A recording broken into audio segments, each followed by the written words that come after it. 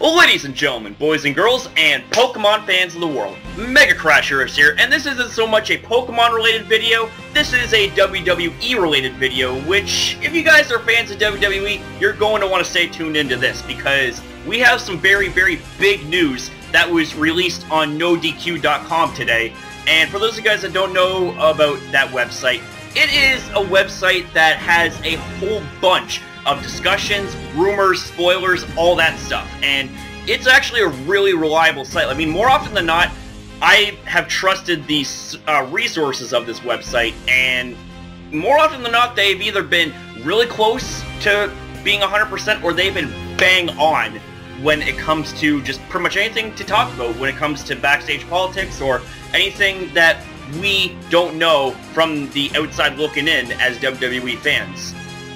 Now, I'm on this article here today, and when I seen this article, my heart sank to my goddamn stomach. I was just like, wow, dude, that's insane. Let me just read to you guys this article here, and I quote, WWE.com just announced the following. WWE has come to terms on the release of WWE superstars King Barrett, Damian Sandow, Santino Marella, Cameron, Hornswoggle, Alex Riley, El Torito, and Zeb Coulter. As of today, Friday, May the 6th, 2016, WWE wishes them the best in all of their future endeavors. My God, where do I even begin with this? Like, seriously. Wow. I mean, even right now, like, I feel like that right now, I didn't give myself enough time to really absorb all of this and to just kind of get my thoughts more organized about this, but holy shit, dude. I mean, I think you guys can tell from my reaction to this right now that this is utterly ridiculous. Like, I can't believe it. And especially, like, King Barrett. Okay, first off, King Barrett, also known as Bad News Barrett or also known as Wade Barrett, he was a very amazing heel. And I felt like that he was one of the biggest hidden gems in WWE. I mean, he was a heel champion just waiting to be born. I mean, if we rewind back to 2010, back when the WWE and the Nexus were feuding, it came to a head at WWE SummerSlam. Now, what should have happened in that match was that Nexus should have actually won. But no, they didn't. Instead, they got buried by John Cena. And the thing of it is it wasn't John Cena's fault, at least as far as I know. I could be completely wrong on that, so please correct me if I am. I mean, it's WWE Creative that writes all the stuff that happens, right? Usually. But I can't believe that the Nexus was booked to lose. I mean, they should have won, to be honest with you. And even Chris Jericho and Edge did not like the idea of the Nexus being buried, and I couldn't agree more with that. I mean, I thought it would have been a great opportunity to put over 7 very talented WWE up-and-comers and, you know, put them on the main card of either Raw or SmackDown. But that didn't happen, now did it? And slowly but surely, the Nexus started dwindling off and dying off. And then came Wade Barrett as a singles competitor. And Wade Barrett, I believe, is a 5-time Intercontinental Champion. And one of the best Intercontinental Champions, I must say, in the history of the WWE. He actually brought prestige back to that title.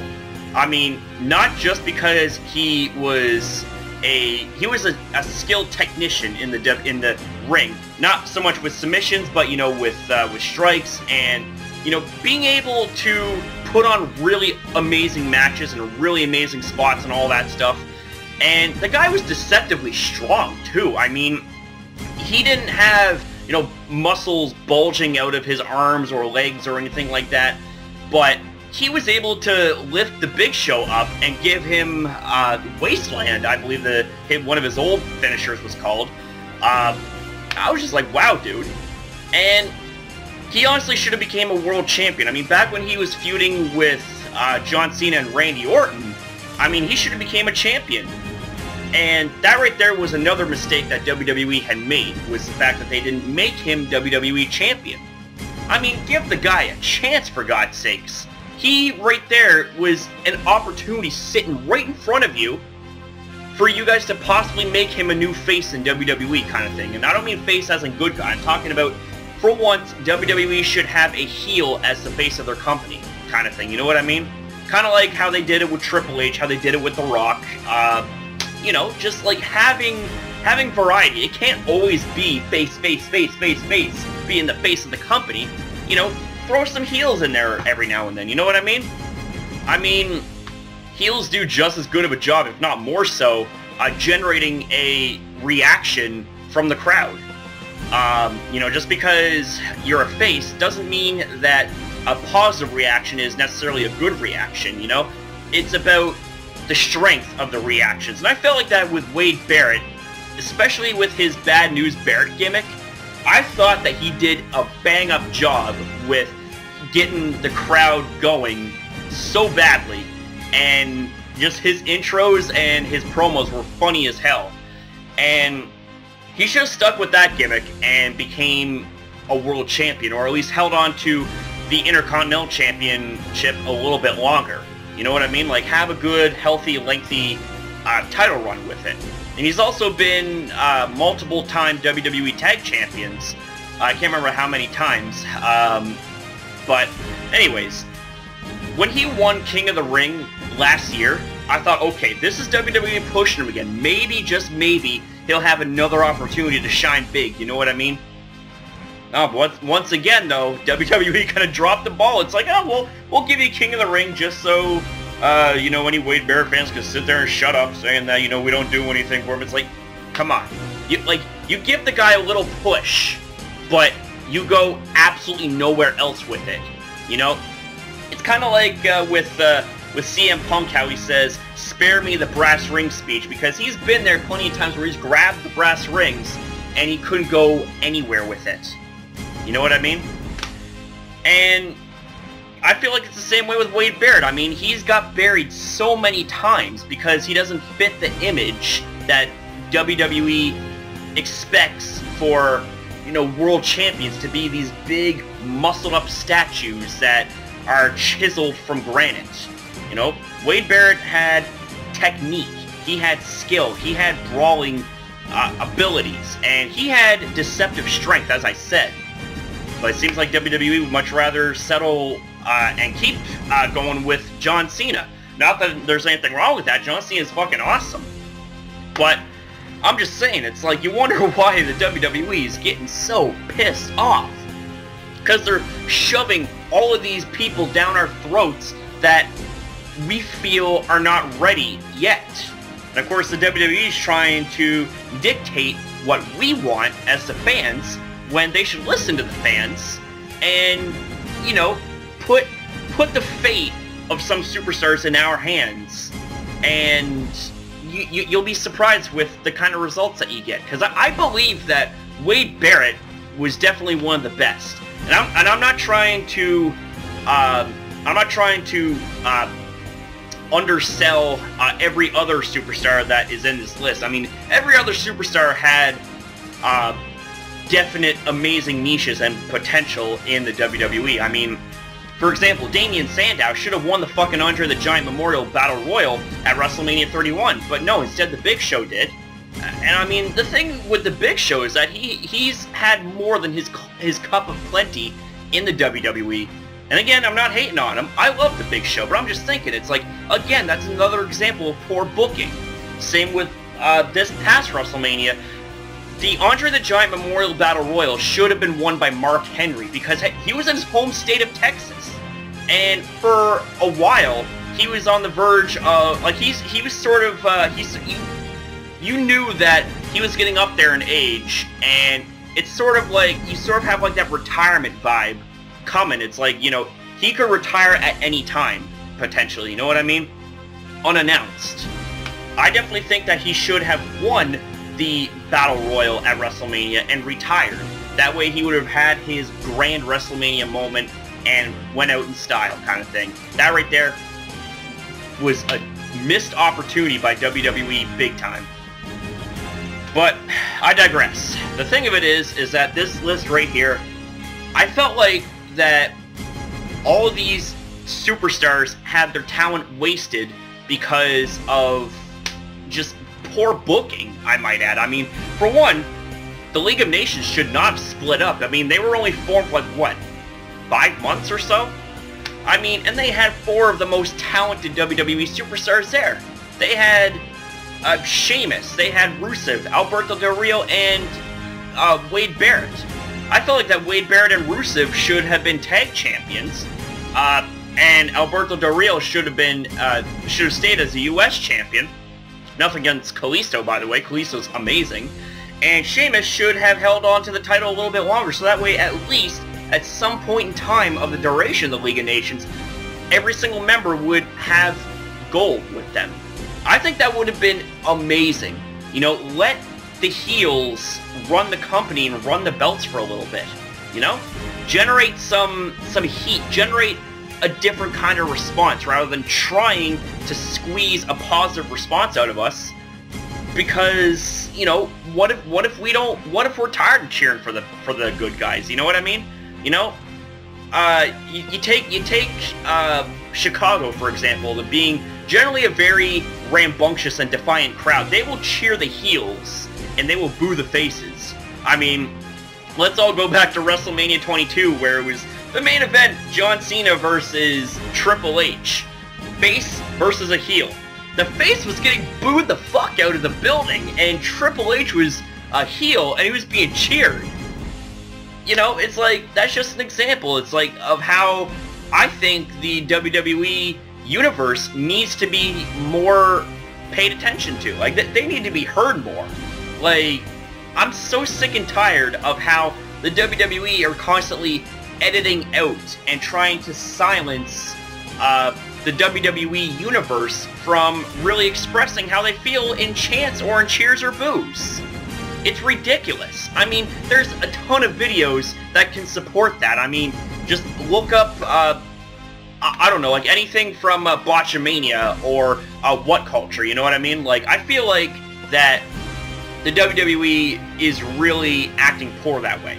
And I'm not trying to shit on WWE, because WWE is something that I've been passionate about since I was 9 years old, right? I've always wanted to be in the WWE, you know, to be an entertainer and to, you know, to entertain crowds and to really take a character that I've been building for years and turn it into sort of like a real life thing, into a product, and for people to be inspired by.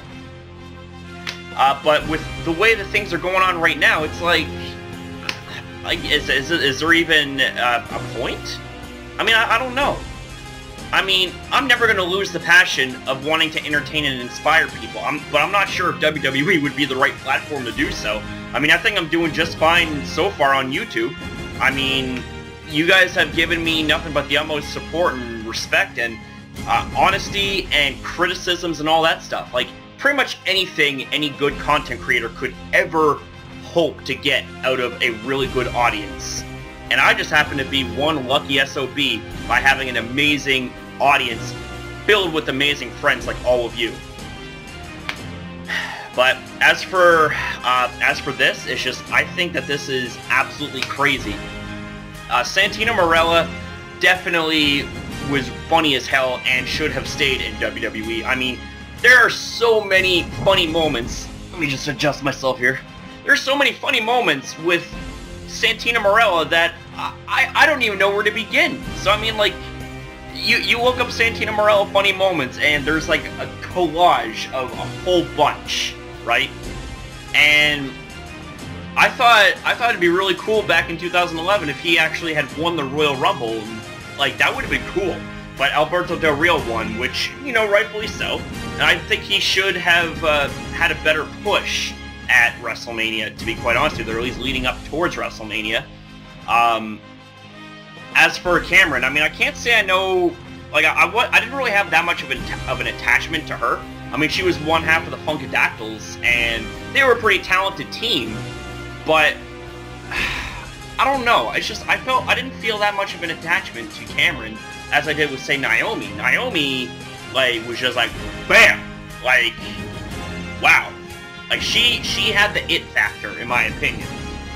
Again, no disrespect towards Cameron. I mean, she was as talented as anything, and she could have been used better. She could have been used better, I'll just say that much. As for Hornswoggle, I mean, you know what, with Hornswoggle, oh man, being the illegitimate bastard son of Vince McMahon. You guys remember that gimmick? He had a lot of good memories. You know, he had a lot of great memories. But I felt like that with how little WWE was using him, I mean, it was only a matter of time, right? Hornswoggle became the first, I guess, midget to be the Cruiserweight champion, and then that belt got retired with Hornswoggle being the last holder. So that's something that Hornswoggle can definitely be proud of.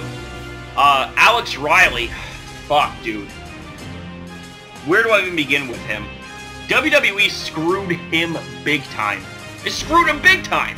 I mean, you guys remember back in 2011, he was mentored by The Miz, and then The Miz turned on him, fired him, and then he fought back and actually beat The Miz clean at Capital Punishment in a one-on-one match. And he should have gotten, you know, a much bigger push. But of course, the WWE got really, I guess, upset that Alex Riley was getting over with the WWE Universe on his own, rather than being promoted like they did with John Cena, their poster boy. And they buried him because I hear a couple different versions, okay? So please correct me if I'm wrong. But apparently, one of the big reasons why Alex Riley suddenly got jobbed out and just buried was because, I guess, him and John Cena had a backstage altercation. And I can't remember if it was John Cena who bullied Alex Riley and Alex Riley stood up for himself, or if it was the other way around. But either way, Alex Riley got fucking screwed big time. And I was upset. I mean, the guy didn't even have one single title. Not one single title. He should have been at least an Intercontinental Champion, or, you know, a tag champion or some shit like that. But no, nothing happened. Nothing happened with him. He became a commentator, he became a wrestler, then a commentator, then now what? Nothing. He's gone. Another example of how WWE had misused and abused a very talented superstar that got over with the crowd on his own. And even before his release, if you had seen any of his matches, how over with the crowd he still is, because he has that presence. But it seems like that the WWE didn't like that, so fuck him. There you go. Good job. I don't know, man. That just pisses me off. Now that I think about this more. El Torito was pretty much like another Hornswoggle, except I think shorter. Didn't really have too much of an attachment to him either, to be quite honest with you. I mean, El Torito was the miniature bull for the tag team Los Matadors, and you know him and Hornswoggle competed in the first ever WLC match at a TLC, or was it Extreme? I can't remember. Might have been at TLC, but it was a pretty fun match to watch. But I didn't really have too much of an attachment, like I said, with El Torito, other than that highlight. But I don't know. And Zeb fucking Coulter, one of the best damn managers ever, just all of a sudden gone. It's like, are you serious? It's like, he made a brief return with Alberto Del Rio, and a few weeks later, he's suddenly no longer to be seen on WWE live TV. Seriously? Like, what? I mean, he's not a wrestler. He is a manager, and a very good one at that. I mean, if you remember back to when he managed Jack Swagger back in 2013, he was generating some massive heat when he was making these very, I wouldn't say they're like racist promos because he wasn't using racial slurs or anything, but he was saying some pretty provocative stuff that generated some legit heat from the likes of Glenn Beck and all that stuff. And I'm just thinking, whoa, dude, this is a pretty big deal. and it generated a lot of heat going into WrestleMania 29, and I was just like, wow.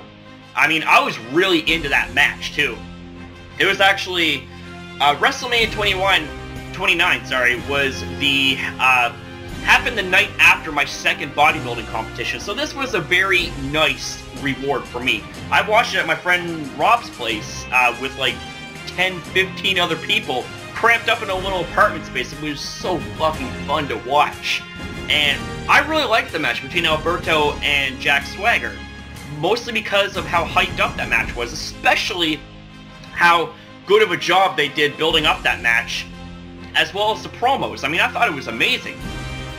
But, alas, it's like WWE kind of drops the ball when they poorly book Jack Swagger and don't have him win the World Championship. And even if he won it, lost it the next night on Raw to Dolph Ziggler, I mean, that still would have been good because, hey, Jack would have had his WrestleMania moment. But that didn't happen. But thankfully, though, Jack is still in the WWE, at least as far as I know. But Zeb Coulter, on the other hand, one of the best damn managers ever, gone. I mean, for what? It's like you guys didn't even give him a chance. I mean, hell, I think that him and Lana should have co-managed the League of Nations. That would have honestly been one of the craziest things ever. I mean, the League of Nations should have stayed. They should have had more gold. And Lana and Zeb Coulter should have managed the League of Nations. That honestly would have been such a crazy and stacked stable. It would have been amazing. And it would be something that I would have loved to have seen, you know? But all I can do is just picture it. All I can do is just imagine and fantasize about that shit. I mean, fuck. This is really sad. So, hate to sound repetitive here, but, you know, I wish all the best in their future endeavors, all of them. And I know this sounds really cheesy because you got John Laurinaitis that says the same thing, but it's like, seriously, like, these guys, they deserved better, you know? Especially the likes of King Barrett and Damien Sandow, as well as Zeb Coulter and Alex Riley, you know? Fuck, dude. But, you know what? Hopefully, things will get better for them, you know? Maybe this is a good move for them, and that they can move on to bigger and better things. And I wish them all the best, and I hope that, you know, they're happy. And hey, maybe we'll see them on TNA and actually get used right.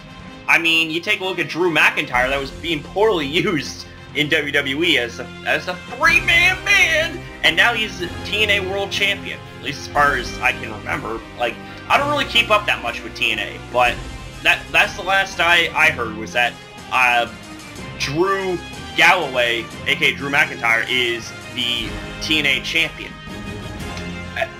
They should have gave him a world championship in WWE, but they didn't. Which is another example of poor booking, in my opinion. But hey, I'm just one guy, and that's just my opinion.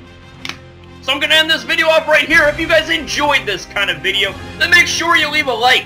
And if you want more videos like this, make sure you rate, comment, share this channel, share this video, and subscribe today to Mega Crash from the community, because you already know the deal by now, my friends. But we're a community tightly packed and tightly knit as one.